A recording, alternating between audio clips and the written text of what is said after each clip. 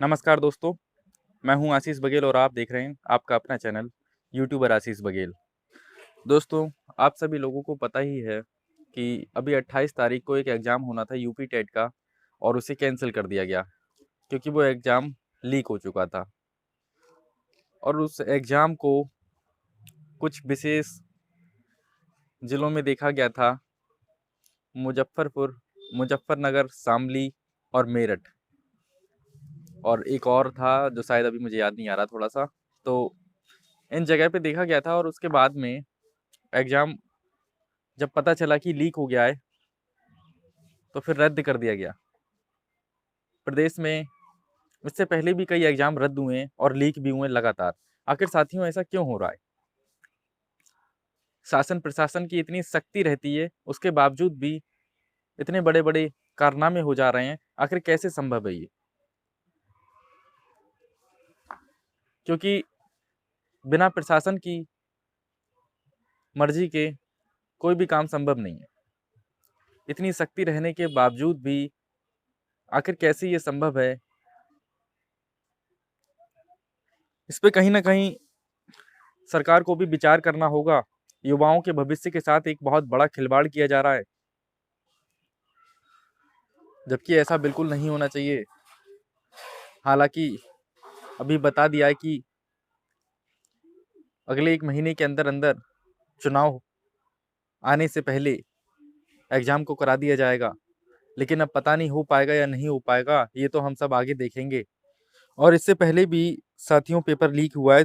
मेरे पास थोड़ा-सा रिकॉर्ड है, जो आपको बता दूँ। 2017 सब इंस्पेक्टर पेपर लीक हुआ था, 2018 का यूपी पीसीएल का पेपर लीक हुआ और 2018 का यूपी पुलिस का पेपर लीक हुआ था, 2018 का अधीनस्थ सेवा पेपर लीक हुआ, 2018 का स्वास्थ्य विभाग प्रोन्नत पेपर लीक हुआ और 2018 का नलकूप ऑपरेटर का पेपर लीक हुआ और 41,520 सिपाही भर्ती पेपर लीक हुई। 2020 में 69,000 शिक्षक भर्ती पेपर लीक हुआ।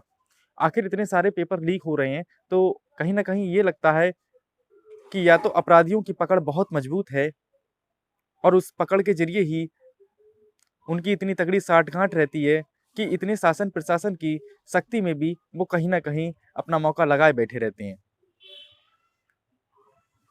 क्योंकि बिना शासन प्रशासन की मर्ज़ी के कुछ भी संभव नहीं है।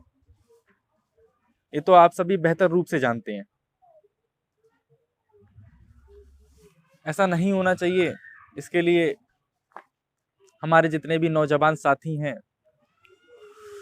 हालाँकि बुरा तो सबको लग रहा है, लेकिन कहीं न कहीं झेलना तो पड़ेगा ही, मजबूरी है। जब ये बात पता चली तो लोगों की आँखों में आँसू आ गए थे। पेपर दे रहे छात्र बहुत ज़्यादा परेशान हो गए, तमाम तकलीफ़ों के बाद में कैसे-कैसे पेपर की तैयारी करते हैं।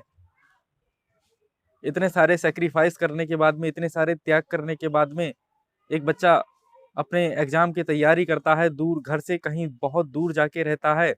ऐसे तमाम लोग रहते हैं। एक बहुत बड़ी संख्या में दिल्ली और मुखर्जी नगर जैसे क्षेत्रों में छात्र रहते हैं और तैयारी करते हैं। देश के कोने-कोने से आए हुए छात्र ऐसी तैयारी करते हैं, लेकिन उसके बावजूद अगर ऐसा पेपर लीक हो जाता है तो इन छात्रों के भविष्य से एक बहुत बड़ा खिलवाड़ है साथियों। तो उन सभी छात्रों को कहना चाहूँगा कि निराश ना हों और कड़े संघर्ष के साथ लगे रहें। नीचे वाला नहीं तो ऊपर वाला तो देख ही रहा है। यकीनन आपको सफलता मिलेगी। मेरी दुआएँ हैं आपके साथ में। बहुत-बहुत धन्यवाद साथियों।